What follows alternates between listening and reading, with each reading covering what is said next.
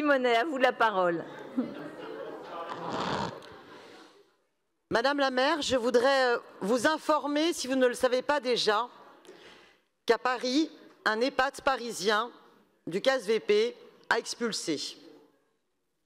C'est une femme de 75 ans qui souffre de problèmes psychiatriques lourds, qui nécessitent une prise de traitement régulière, rigoureuse, mais du fait d'une non-administration récurrente du traitement, elle a dû faire plusieurs séjours aux urgences psychiatriques.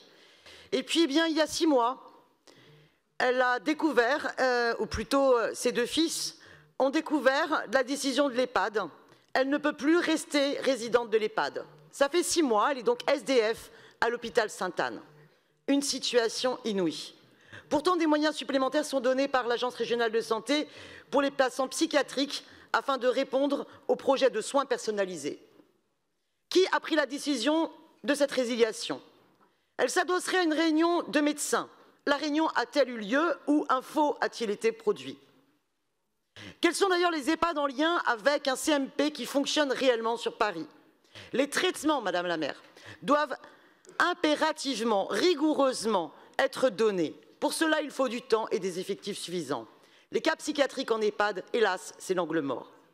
Alors, le mois dernier, vous avez annoncé le lancement d'une inspection des EHPAD parisiens pour vérifier la pertinence de nos systèmes de remontée de traitement des différents signalements. Vous avez reconnu le besoin d'un regard extérieur. Monsieur Jean-Marc Delarue a été missionné. Quels sont les moyens qui vont être alloués à ces enquêtes? Comment se fait-il que les associations de familles ne sont toujours pas auditionnées? Je souhaiterais saluer l'ASFAPAD et le Cercle des proches aidants en EHPAD, qui est notamment très impliqué à Alquier-de-Brousse et dans 15 autres EHPAD. Pour les associations, il est évident qu'il y a un manque de personnel, qu'il faut qu'ils soient mieux payés, mieux formés. Cette exigence est d'ailleurs partagée amplement par les organisations syndicales.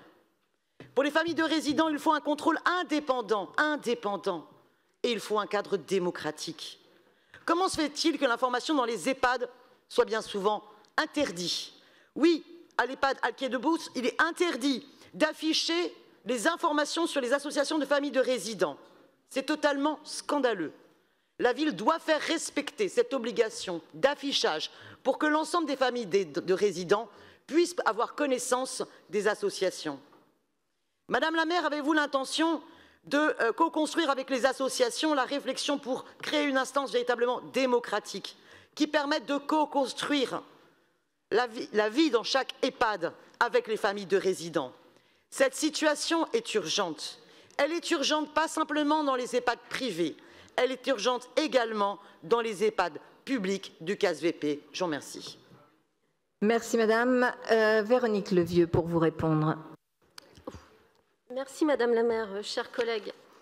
Merci Daniel Simonet. Votre question va me permettre de faire le point sur l'ensemble des engagements que nous avons pris devant cette Assemblée il y a un peu moins d'1 mois à la demande de la maire de Paris suite aux révélations qui sont sorties dans le livre Les Fossoyeurs et qui, au-delà du cas spécifique de gestion de certains groupes privés lucratifs d'EHPAD, et d'ailleurs très prochainement les travaux de l'IGAS et l'inspection générale des finances va produire ses conclusions aux autorités de notre pays. Nous n'avons pas attendu ces résultats et la maire de Paris a souhaité à ce qu'un certain nombre d'actions soient prises à destination de l'ensemble des EHPAD sur le territoire parisien et non pas uniquement à destination des EHPAD du Centre d'action sociale de la ville de Paris. Et je rappelle que nous avons 79 EHPAD sur le territoire parisien pour plus de 7 875 places et 15 EHPAD gérés par le Centre d'action sociale.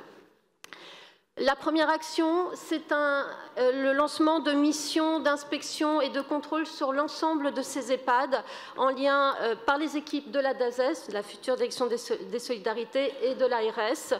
Ces missions sont déjà en œuvre dans près d'une dizaine d'établissements. Pour certaines, des recommandations, des conclusions ont été émises. Évidemment, je ne peux pas vous donner en l'état plus d'informations. Le travail est fait et je tiens à saluer la qualité du travail mené de concert par les équipes de l'ARS et de la DASES qui a priorisé l'ensemble des établissements sur lesquels il fallait intervenir tout d'abord. Mais c'est bien l'ensemble des établissements qui vont faire l'objet de ce travail que nous souhaitons de fond. Ce n'est pas un travail lancé en termes de réaction par rapport à une crise, mais vraiment nous voulons tirer les conséquences à plus long terme, les leçons à plus long terme.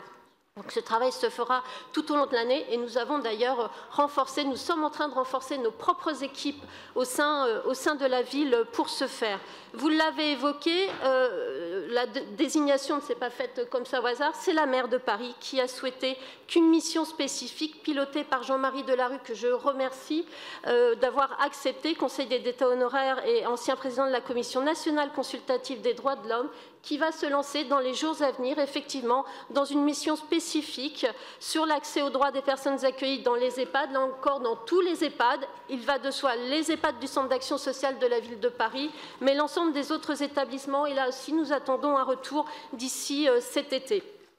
Et parallèlement, nous avons saisi, la maire de Paris a saisi l'inspection générale de la ville de Paris, qui est là également, est en train de se mettre en ordre de marche pour lancer un travail de réflexion et d'analyse sur l'ensemble des processus de signalement et de remontée, là également sur l'ensemble des territoires parisiens. Donc ce travail est en cours et nous reviendrons évidemment vers vous. Juste pour souligner, parce que vous évoquez une situation individuelle avec des détails, je ne suis pas certaine que vous soyez vraiment en mesure de les citer sur l'état de santé, donc des informations médicales personnelles d'une résidente. Je trouve ça assez délicat de votre part, mais nous sommes habitués à votre prise de distance avec certains aspects. Nous connaissons très bien cette situation qui est prise en charge par le CASVP, mais également par l'hôpital qui la suit. Nous sommes en lien avec la famille. Il y a un certain nombre de difficultés. Cela peut arriver. Nous sommes aussi en lien de manière générale avec l'association, vous avez cité l'ASPASAD. Je suis en lien avec elle, les responsables du centre d'action sociale ainsi que les EHPAD. Donc non, Madame Simonet, il n'y a pas d'interdiction, il n'y a pas de non-contact et de non-relation avec les associations. Il y a des sujets de discussion et c'est un travail au quotidien. Je tenais juste à souligner ce point. Donc je reviendrai vers vous et l'ensemble des membres de cette Assemblée sur l'ensemble des missions qui sont en cours. Je vous remercie. Merci beaucoup, chère Véronique Levieux, pour ce travail et je veux aussi remercier l'ensemble des agents de prendre au sérieux, de partir effectivement de cette alerte donnée notamment dans ce livre Les Fossoyeurs et de considérer que nous devons réexaminer, regarder dans chacun des EHPAD sur le territoire parisien ce qui s'y passe et se donner toujours plus de moyens et d'outils par rapport à des situations scandaleuses comme celles qui sont révélées dans cet ouvrage. Madame Simonet, vous avez la parole.